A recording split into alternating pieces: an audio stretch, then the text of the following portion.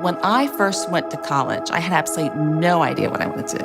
And it was my mother who actually encouraged me to go into the College of Business.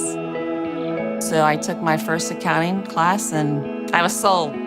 One of the things that FSU did really well was to bring accounting firms, private firms on campus for in-job interviews. You had the ability to talk with different people, understand what the opportunity was. And so that's actually how I ended up picking Tampa. And I had a firm here that I really felt at home with called Touche Ross, a smaller firm specialized in a lot of retail companies at the time. I stayed to the 6-year mark, and there was this firm that I interviewed with called Tunstall Consulting.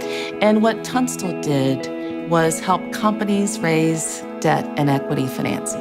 So entrepreneurs that had a vision. And it was a great experience. I really, really enjoyed it. I stayed there for 6 years as well and came to be managing director of the organization. I really went into it thinking I was going to stay at Tunstall. And when I first held my son Derek in my arms, that's when I realized, no, I don't want to do that.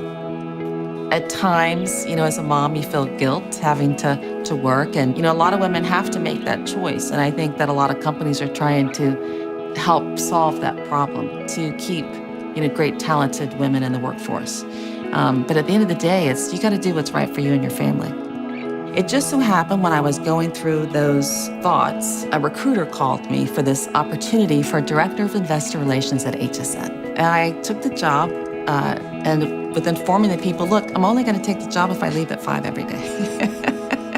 The workplace has evolved a lot. And so one of the things that I helped do at HSN was mentor young women. Over 60% of our employees, executives, are women. And that really says something about, the culture and how you approach, your employees and embrace it. The company sold items, and it was based upon an impulse business model. If you didn't call in right then when the item was being ordered, then you would not get the product. It sounds so basic today, but back then it was revolutionary. And then the next really big step in my career came in 2008. We had to take the company public. All of that was a lot of pressure, and so you think, okay, oh wow, now we're public, take a breath, don't have to do this other part.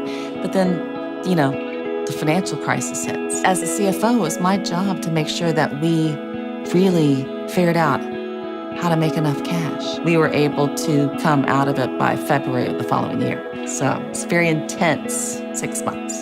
So that's one of the things that I'm really proud about, is a lot of times that people think of CFOs as really just being, the numbers people. And actually, one of the best values that a CFO can bring to the company is constantly having the company look forward. I think it's really important to give back to where you came from and give kids that same opportunity that you had. So one of the things that we are doing is to establish scholarships for students of need to be able to further their education. And again, I go back to my core, of always being curious. You don't develop that unless you continue to open your mind. And I think Florida State really gives that opportunity to everyone that goes to school there.